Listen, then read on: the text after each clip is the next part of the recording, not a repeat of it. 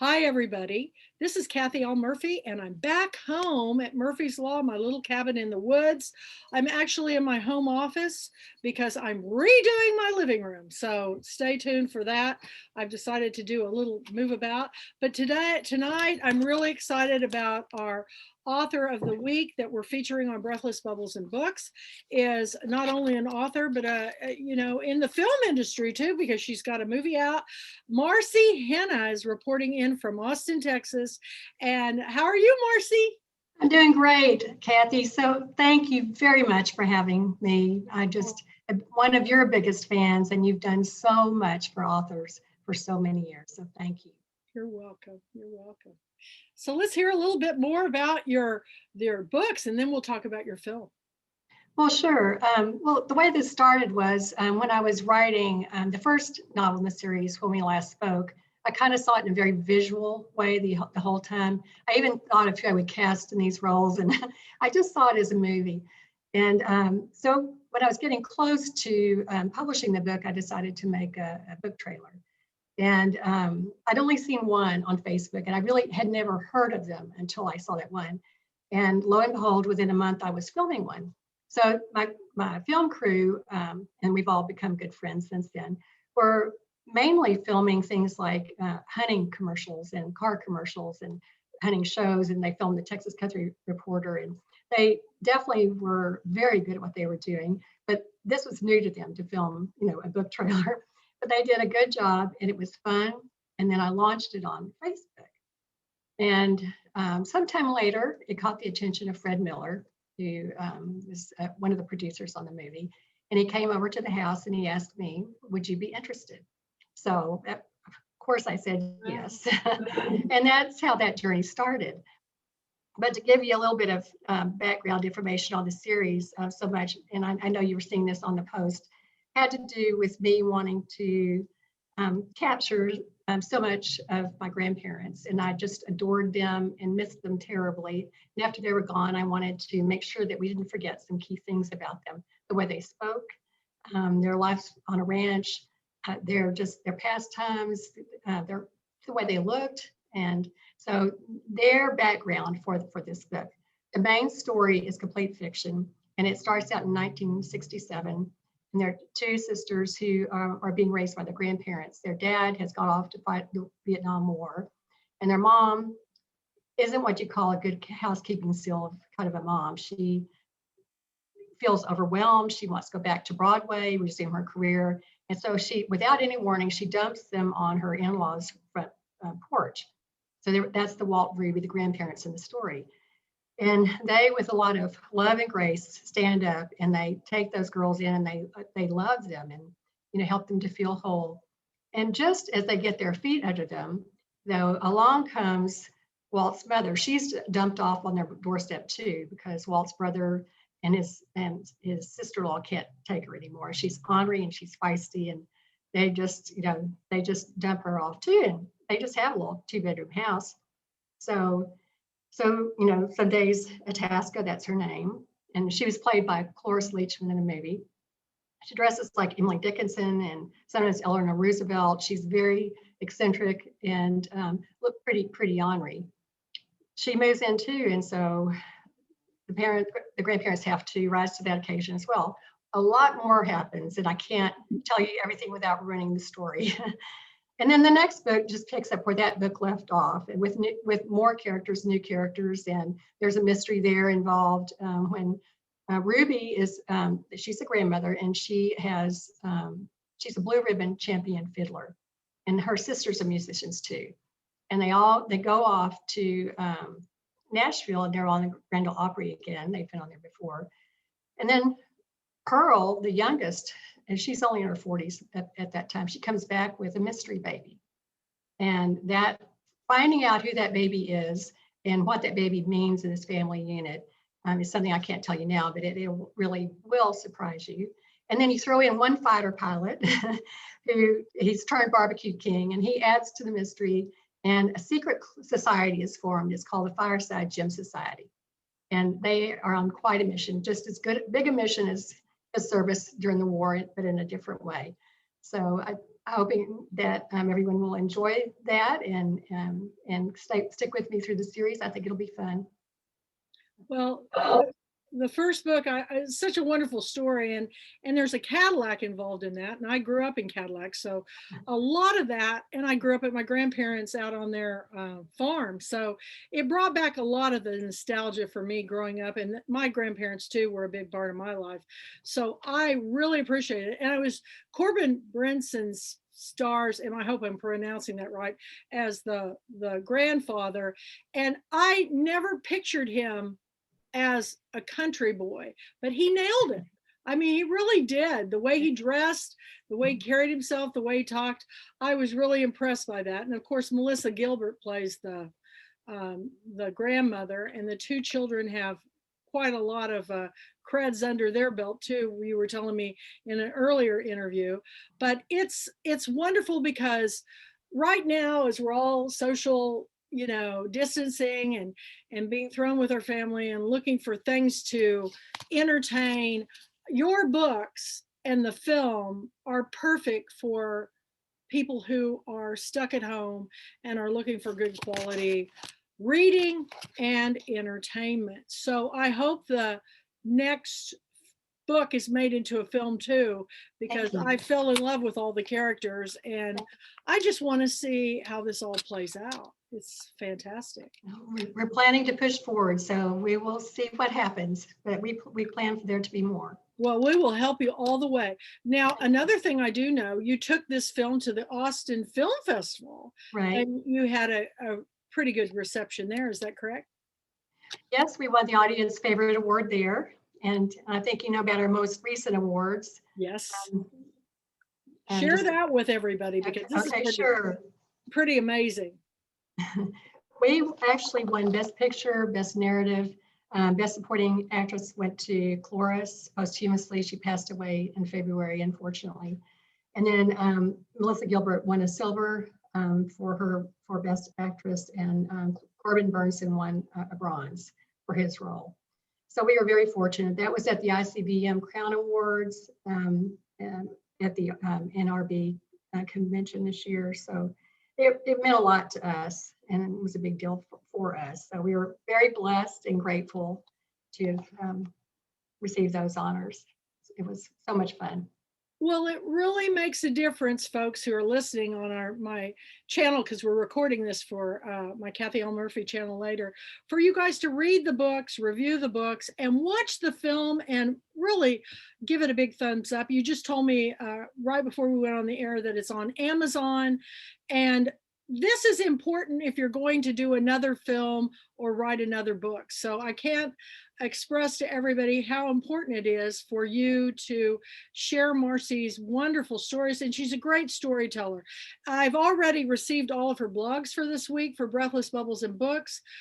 Incredibly informative, and what I love is that you're telling us who you are, Marci, by telling these stories. Mm-hmm. So what made you pick these particular, posts for? Can you go into that a little bit more so everybody will kind of get a tease for Turning In Tomorrow?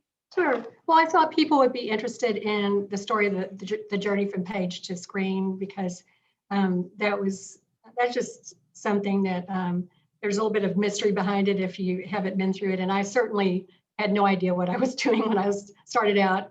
And that's part of the reason why I'm posting about this, is because one of my main points is you don't have to have all the answers before you embark on a new journey. You just have to have faith and lean into the wind, because it may not be easy, but you can do all sorts of things that you didn't know a thing about before, if you just press forward and you connect with the right people and you use your brain and just don't ever give up. And that's the big key, is never giving up.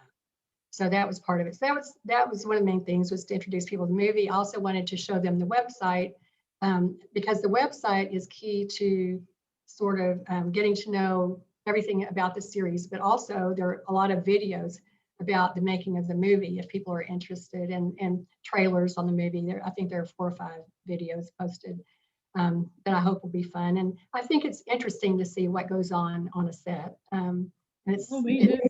it's so different. And I'm sure you've been on many sets, Kathy, but I've I'd been only on a been on. few. It's not as exciting when you're on the sidelines as I'm sure as if you're involved with the film. There's a lot of wait time. A lot of wait time, and we were filming in Georgia, most of it. We did film some later in Broken Arrow, Oklahoma, but most of it's filmed in Georgia, and it was brutally hot.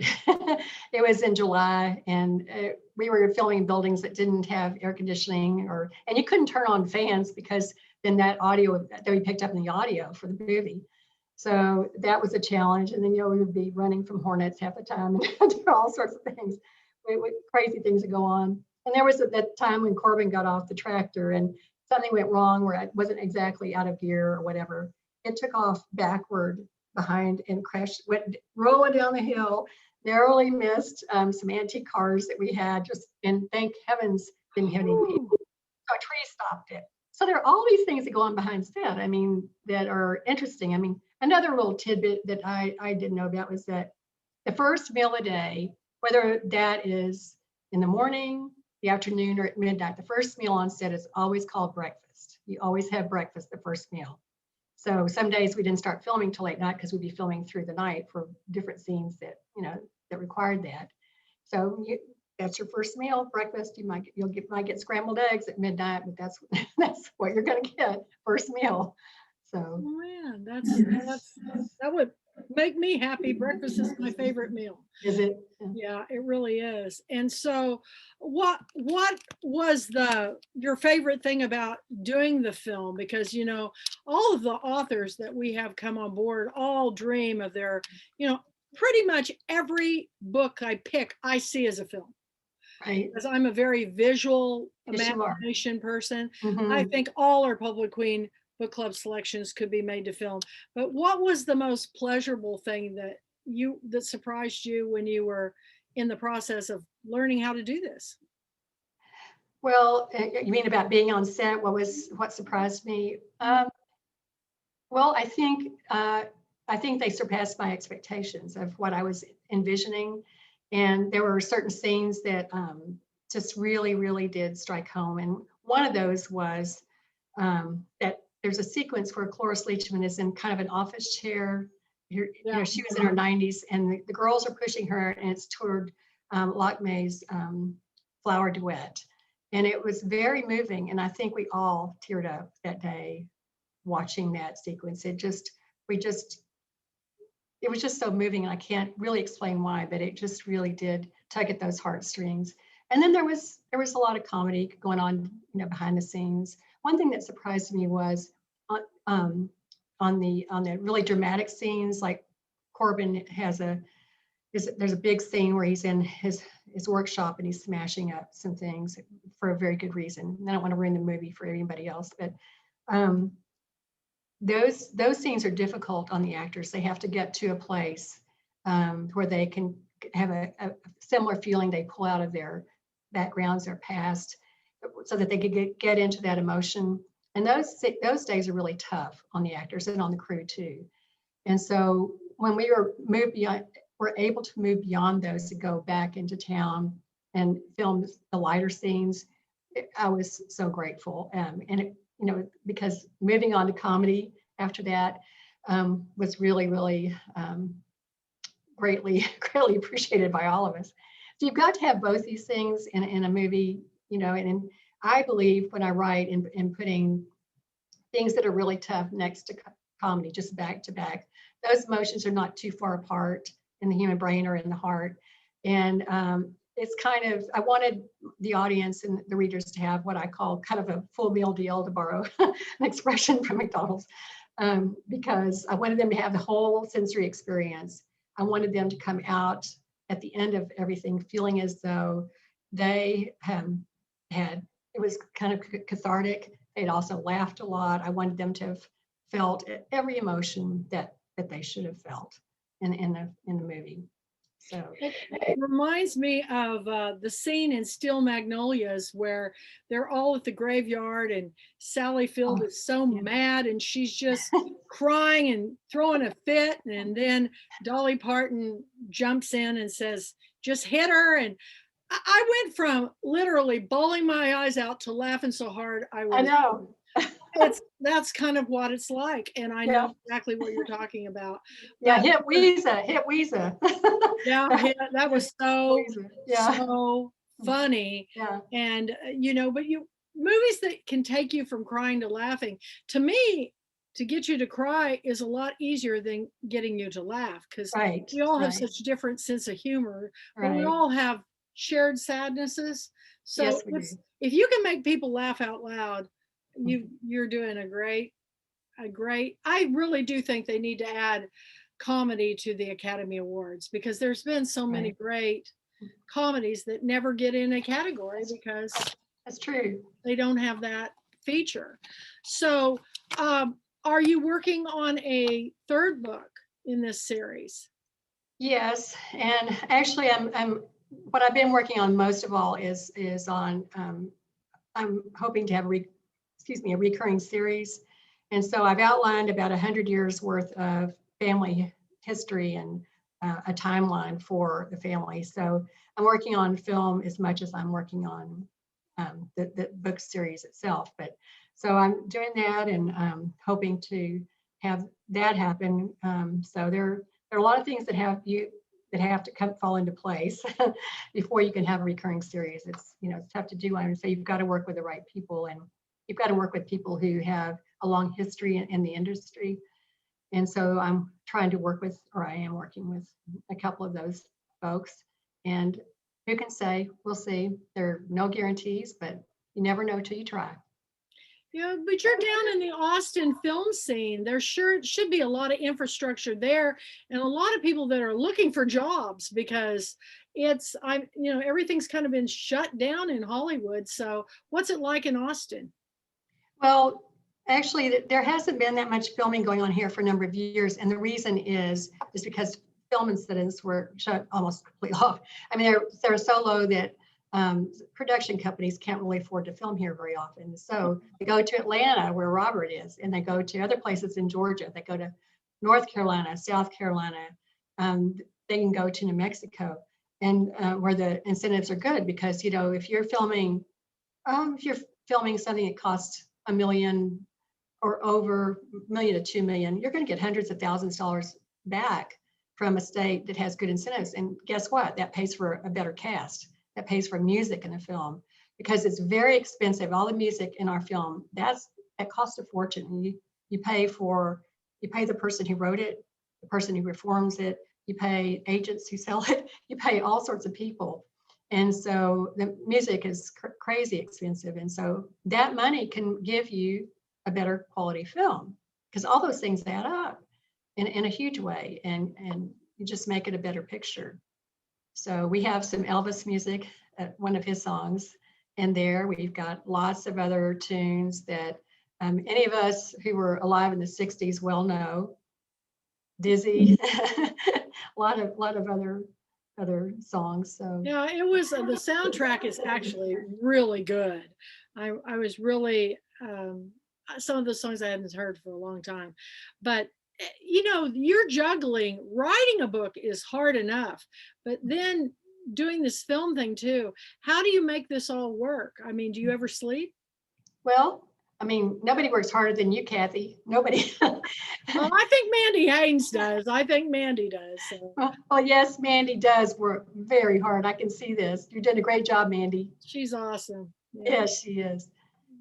Well, I mean, I just make use of the time I have. I'm not that person sitting around eating bonbons, and neither are you. We're being productive as much as we can, and it's fun. If it weren't fun, I wouldn't do it. I would do something else. But it gives me a lot of joy, a lot of satisfaction. I had to laugh. I was given a survey today and it said, what age range do you fall in?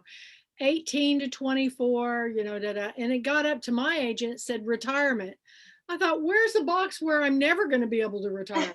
So I shut the survey down. I thought, I don't even fit their demographic because there's no retirement in my picture. But I am so excited for what you're going to be doing. And I'm excited because we'll have to have you back on the Book and Film Club. And now that I've got Robert on since you've come on board, I think we did the interview with you before I brought Robert into the picture.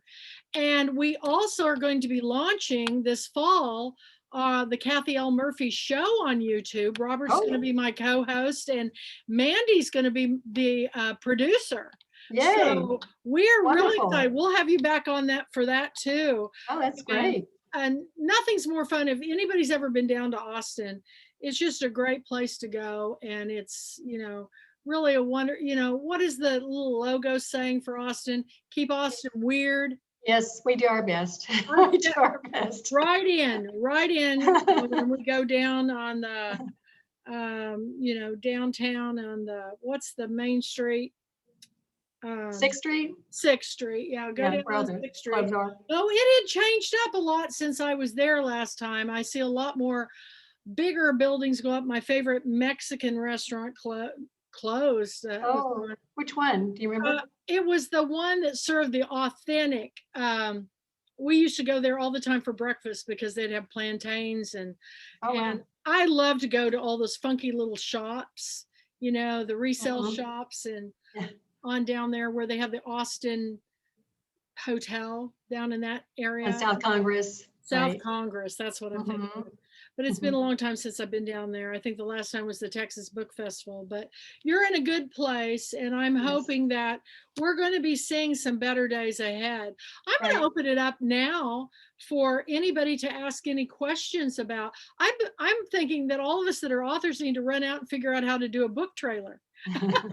You never know what may happen. Does anybody have any comments or something they'd like to ask?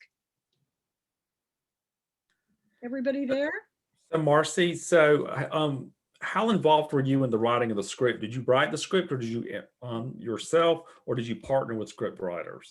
Well, I collaborated with him and worked every step of the way with him. I did not write the script myself. We had several other writers. So Jimmy Hager, Eldridge wrote the first round of the script, and you know, we were nonstop in communication. And then Joanne Hawk, who became our director, did the polish, and she added quite a bit to that screenplay as well. And so that was about a 9-month journey, I think, just doing the screenplay. I believe it. I believe it. Yeah. Eileen? A lot of meetings, a lot of back and forth.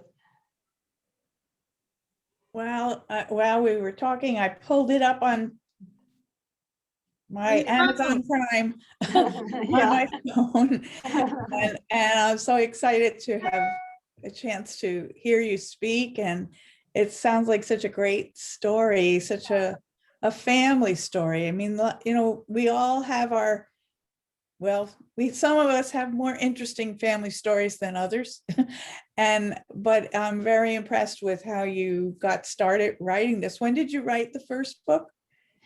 Well, I started conceiving of this series a long time ago. I mean, back like more than 15 years ago, but What Lies Ahead came out in 2015. I've always been busy doing a lot of things. I've raised a big family. I do a lot of nonprofit work. And so sometimes I'd be writing in the carpool line, or, you know, it just took a long time in the beginning. So yes, when We Last Spoke came out in 2015, and then What Lies Ahead came out, I'm trying to think, it was last year maybe. That was the sequel to it. And I tend to write slowly, although it was a lot easier to write the second book because I knew my characters back and forth and knew pretty much what I needed to do. So that came more easily, I would say. Tell us about your family. Well, my husband and I have 4 kids. They're and 9 grandchildren. We adopted our youngest child, and she's got a couple of boys too, and she's actually 33. So she's our baby. So we've got a lot of family. Our oldest daughter and her kids live in Colorado. She and her husband and their kids, and then all the rest of them are local. So we see them quite a bit. 9 grandchildren. Yes. Whoa, that's a lot.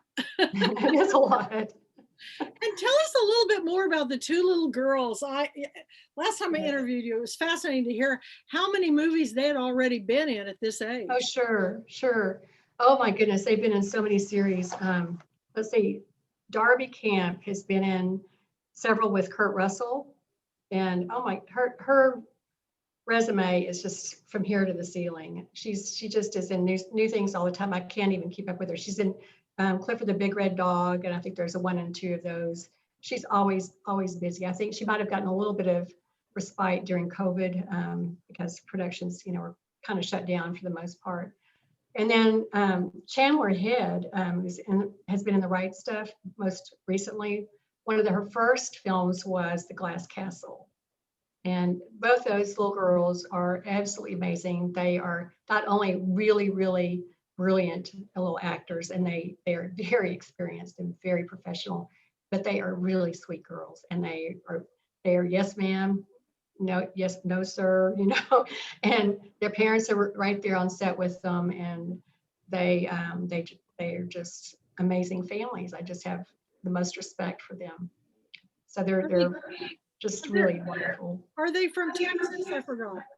No, they are from Charlotte, North Carolina. A lot of our cast came from Charlotte, with the exception of Melissa and Corbin and Cloris.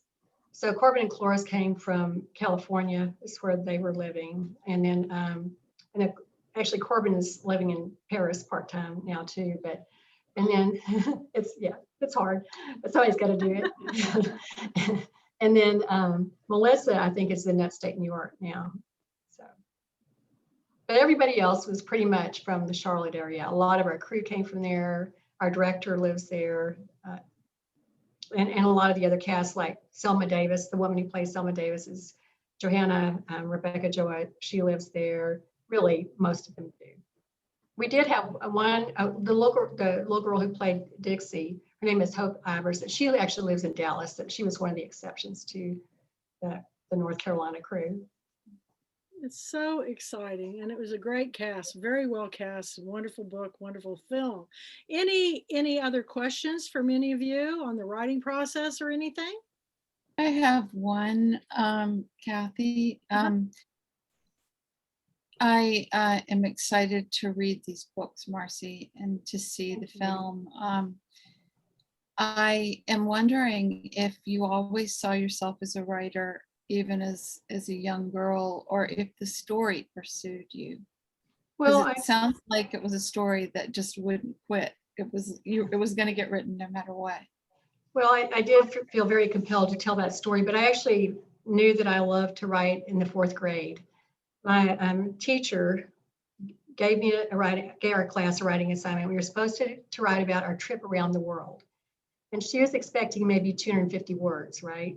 Or not even 250, like a little, 1 page of scribble from us.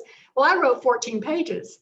I got into it and I loved it. I thought, oh man, this is great. And I just started writing little books that I didn't ever try to publish. I didn't know what I was doing, but just for my own entertainment.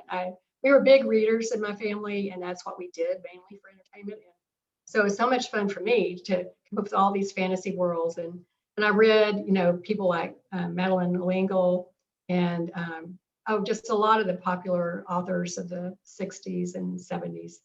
And so that's what I did. I spent my free time just scribbling, just writing. None of it was any good, but it was fun. So do you write them up so good to get to the great? Do you remember the first book that you read when you went from children's books to adults? To adults? Yeah, I do. I remember it because I still can't believe the librarian let me check out this book. But go ahead. Well, I could think of some that, nothing that really stands out. There were some. I read Larry McMurtry back, from the beginning. Yeah, and probably I shouldn't have at that age. Pretty, Cadillac. Yeah, pretty over my head for an 8th grader, 9th grader, but right. But I always liked his work, so he kind of stands out. How about you? Who was your? Well, I went from reading, I think I was up to the Little Women series, and then they said, well, you've read everything. It's time to go upstairs. I was so excited. And they had a new fiction bookshelf. And I grabbed the first book that it just jumped out at me. Maybe it's my art background or whatever, but it was Kurt Vonnegut, Breakfast of Champions. Oh my And goodness. Wow. and the librarian never said a word. I reread it a couple of years ago, when, because couldn't really remember what it was about, and I was shocked. A lot of it went over my head, but Yeah. those little librarians, they were little old ladies, but they let me check out whatever I wanted to read. And I Right. feel the exact same way. I never did censor my children. I thought if they're reading, they're going to take in what, they need to be taken in and move on. We were just talking about that yesterday with my daughter, because I remember I caught her reading Bergdorf Blondes, which was one of our Pulpit Queen, and it really wasn't appropriate for a little girl. But I said, well, what'd you think of it? She goes, I really liked it, Mom. And now both my children and my one grandson, they're voracious readers. And I'm telling you, if you want your kids to succeed in life, if you'll just read to them, they've had so many successes because of reading. So I don't know why my television just started turning on, but that's weird. Oh, that's so weird. Let me turn this off. I wasn't touching anything and it just came by itself. Okay, Robert, are you sitting that mojo this way? Yes. So Marci, I have another question. So which authors have had the greatest influence on your own writing? Oh my goodness. I think Nell Harper Lee, in To Kill a Mockingbird was, huge to me. I don't know how many times I've read her work. I like to read a lot of Southern authors, and so I enjoyed the work of Kay Gibbons a lot. I don't know if you're familiar with her. Oh yeah. But a lot of Southern authors, because they just speak to me because of a similar heritage, I guess, and vernaculars and lifestyles. So. Did you read Charms for an Easy Life? Oh yes, I've actually read all of her books. I have too. That's my favorite one of hers. You ever read any Ellen Gilchrist? I think I have, but it's been a while, and probably only one. But so you enjoy? I really loved it, but I like the Mhm. Southern authors the best myself too, for personal taste. But now that we're an international book club, I'm reading around the globe and I'm just enjoying it so much, because I used to think the South had the best storytellers in the world, but I'm finding out there's some pretty good storytellers in India and the Middle East. I cannot believe some of you read as much as I do, you can't ever be surprised. Well, let me tell you, I've had a lot of surprises the past couple of weeks on some things that I've watched in film and have read. So we need to read more outside of our comfort zone. That's true. I agree with that. It helps us all become better writers and better readers and better people. Right. Yeah. So are your grandchildren, do they love to read? They do.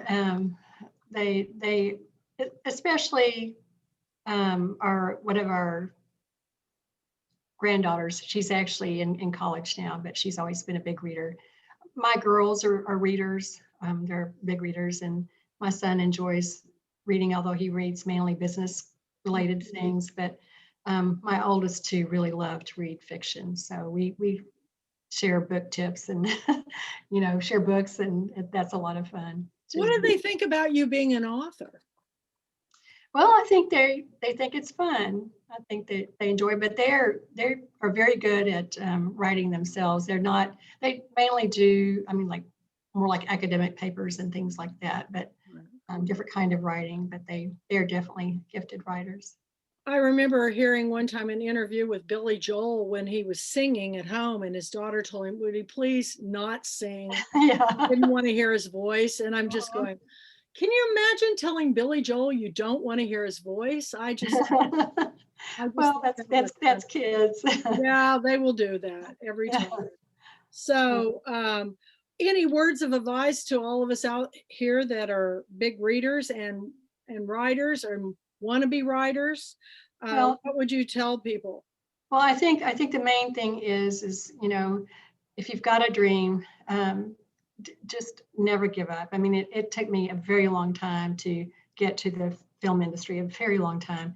And I just think if it's important to you, then you just keep that dream just right up here and right up here. And you dream about it, you make a little progress every day. No matter what your situation is, you can make a little bit of progress, no matter how busy. You can jot notes before you go to sleep, or if you wake up and can't sleep, or just, wherever you are, pretty soon you're going to have a story there. And I believe that inspiration comes from elsewhere, from God. And I think if you make yourself open to it, it's there, and you just ask for it, and you will get it. And you just keep trying to perfect your craft too. I think a lot of people give up too soon too, don't you? Yes, it can take a very long time to get there. Really can. Was somebody else trying to say something?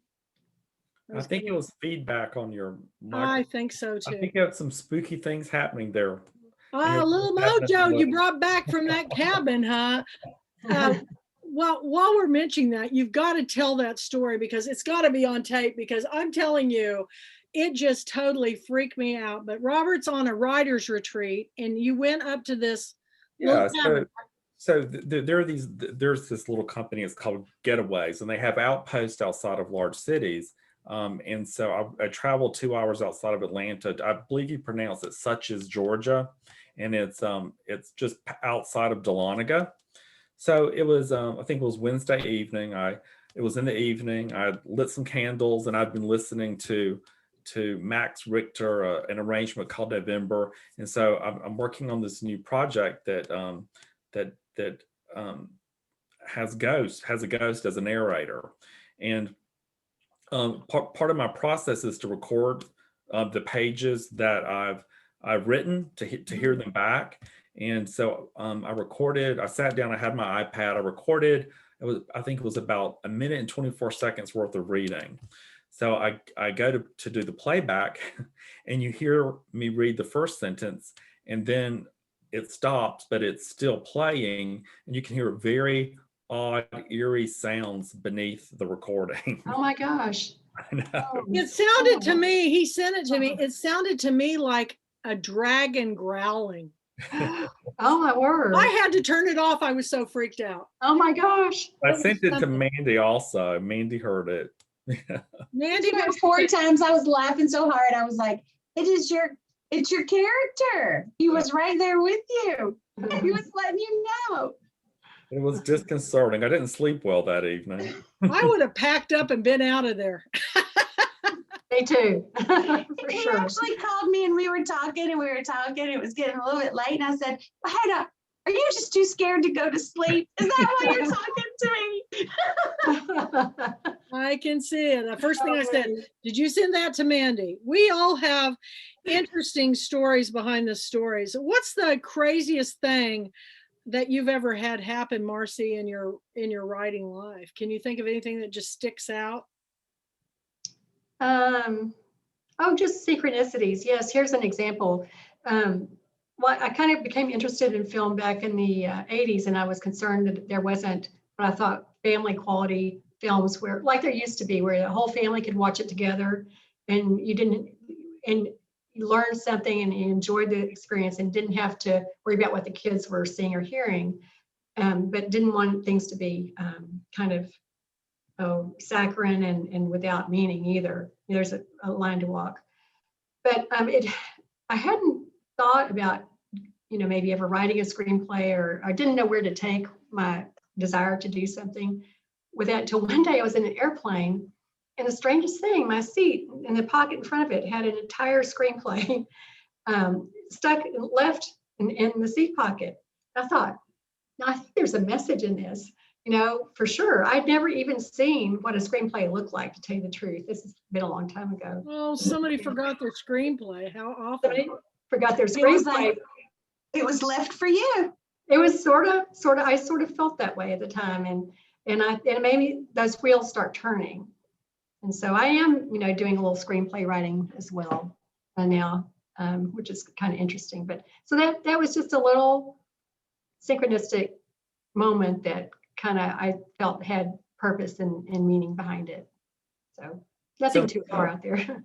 So Marcy, you were talking about content and and having families safe, having opportunities for families to be able to view material together. Mhm. On the topic of content, has there ever been a topic that you've really wanted to cover but you've just not felt courageous enough to tackle? No, I mean, well, I mean, I think part of it is who's your audience. You have to consider your audience. That's one thing.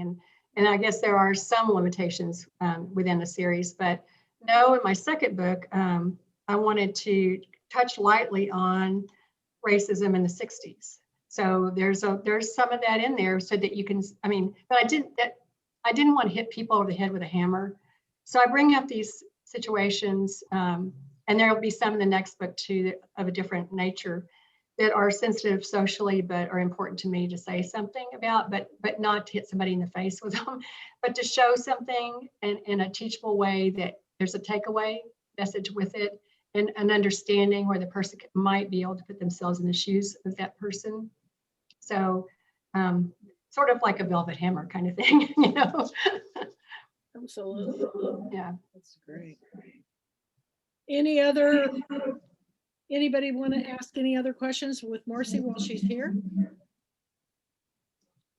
All right. I have a question. Oh, go ahead, Eileen.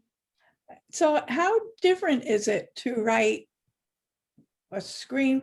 You have a book that turned into a screenplay. Right. Now I think I heard you say you're writing a screenplay. Right. Well, I finished.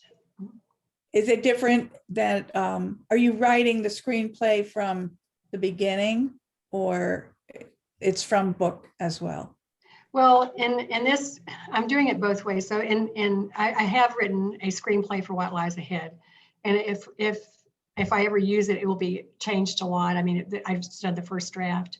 So you can do it from the book. I think it's easier, maybe, if you're just interested in writing screenplays, to do it without the book, because then it's a very different thing. I mean, when you're doing an adaptation, there are a lot of changes that must be made because of budget and because of what has to happen in terms of filming, and you know, yeah, a lot of it is expense, and also perhaps because of whom you wind up hiring for the cast. I mean, there are changes that are made all along. I mean, you make changes in screenplay even when you're on the set filming. You know, if you get there and go, oh, this is not quite working, go back and make a change to adapt it to this particular environment, the situation, because you can't know the way ahead completely. So yes, I mean, you know, in a book, there's so much narrative. In a screenplay, it's all visual. It takes the camera 30 seconds to tell what it takes you, 15 pages to write, it's so.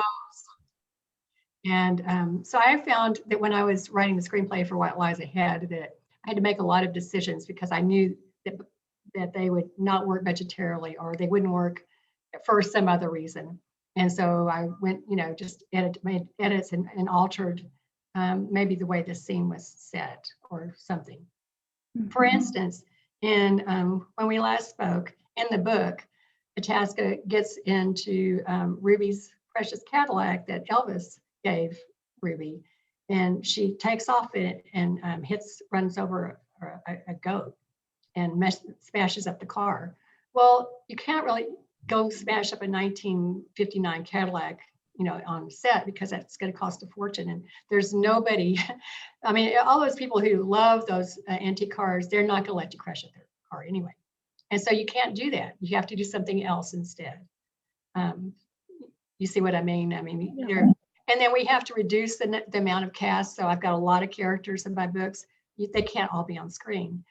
It would cost too much to do it. Plus, the story might get too diluted, because remember, you've only got 110 pages about, it's between 110 to 120 pages max for about a 2-hour movie, for made for television movie, because you've got to go back and have room for commercials and breaks and things like that. So you have to by necessity pare down some of these things and focus on the central story. Very interesting. Thank you. Yes.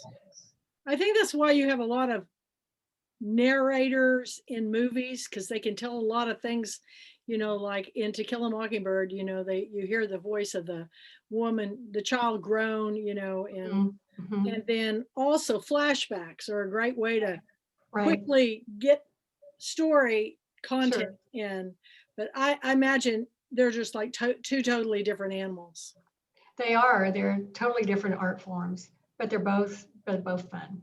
Yeah, well, that's great. I know I'll come up with a bunch of questions probably an hour from now. Because I just love listening to you talk, and it's like just hearing everything you're saying. It's like I'll think of a bunch of things later. This is going to be posted on our YouTube channel. You can always ask questions there, and you can always go to Breathless Bubbles and Books tomorrow. And all this week, you're going to be on there answering, from all the stories that you're sharing.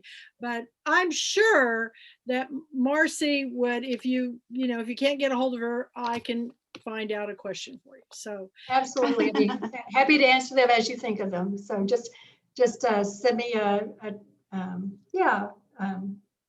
send a comment in on one of those things, and I'll be delighted to answer anything you would ask. Thank you. Thank you so much for sharing your stories, for being a storyteller, and we're all blessed by hearing that we've got something we can watch with all our families. I'm thrilled. I'll have to do this next time I'm with my grandson and family. So you all, tomorrow she'll be back on Breathless Bubbles and Books. It's downloading as soon as we get off, and I'll have it up on the YouTube channel tonight. Marci, do you want me to send you a copy so you can share? Sure. Okay, all right. That'd be I fun. can't just jump right in front of me. So I will do that. And you all, thank you for coming in tonight. Thank you. The more people we have, the more stories we're sharing, and the more we're sharing our stories too. So I guess the next thing coming up is the blogs that we have with you this week. And then this Saturday night, Robert Weltney and I will be co-hosting our book and film club. And what are we watching, Robert? Miss Firecracker. Miss Firecracker, which is one of my favorite Southern Gothic films. So, and it just fits with this month of July. So please, if you're interested, email me and I'll send you the link. Thank you, Marci. Have a wonderful week, and keep us posted on everything. Anytime you want to jump aboard, just let me know. Okay. Well, thank you. You've all been a huge blessing to me tonight. Thank you so much, Kathy, for having me. So good to be with you. You're Thank welcome. you. Thanks, Bye, Marci. everybody. Thank you. Thank On you. the road, it's all about the story. Thank you.